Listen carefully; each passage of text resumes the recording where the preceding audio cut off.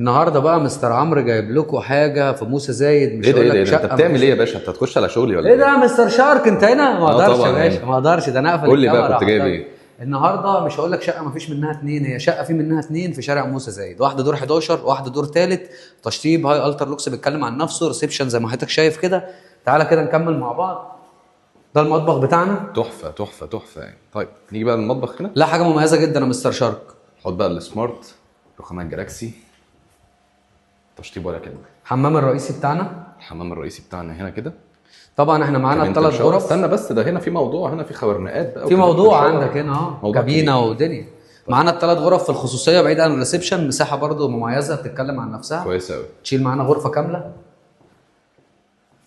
معانا دي تاني غرفه. تاني غرفه معانا.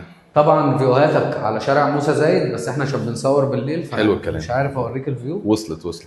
دي بقى ودي الماستر تالت بتاعتنا. طبعا غرفة. حمام ماستر. الماستر بتاعك اهو. ماستر كابينه حمام. برضو. ماستر حمام، كابينة الشاور.